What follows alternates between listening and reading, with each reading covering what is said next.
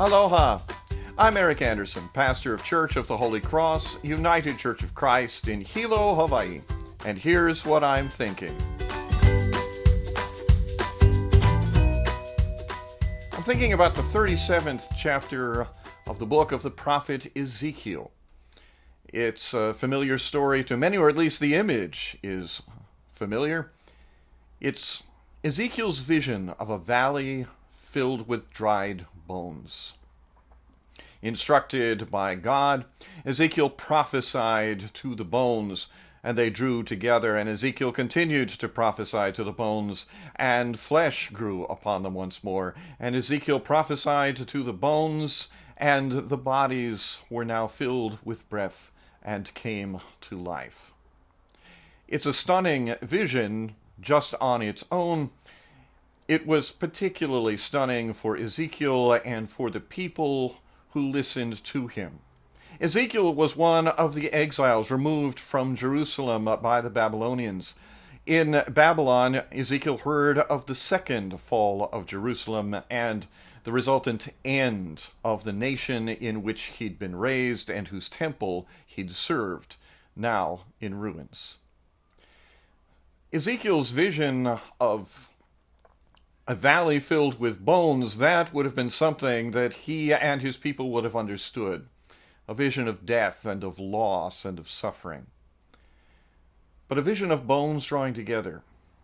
A vision of new flesh spreading over those bones. A vision of bodies brought to life by the breath of God. That was exceptional. With this vision, Ezekiel found new hope in the God he served. With this vision, Ezekiel brought hope to those around him.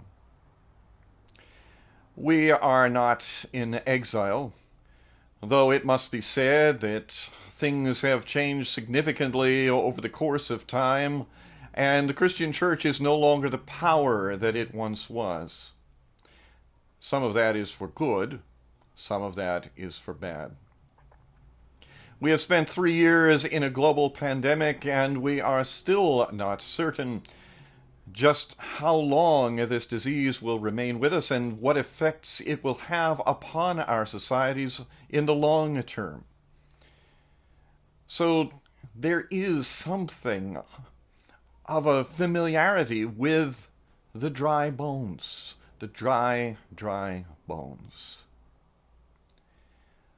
In that time of tragedy and shadows, Ezekiel saw that vision of new life.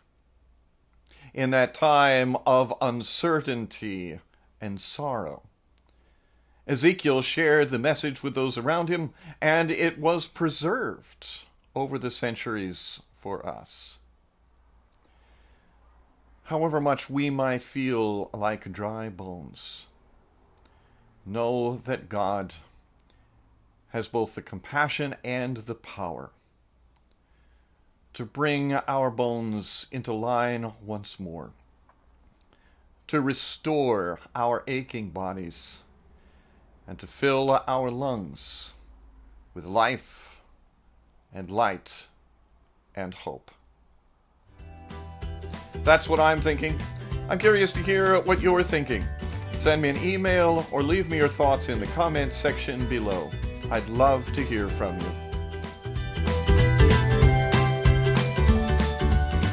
From Church of the Holy Cross, UCC in Hilo, Hawaii, that's what I'm thinking.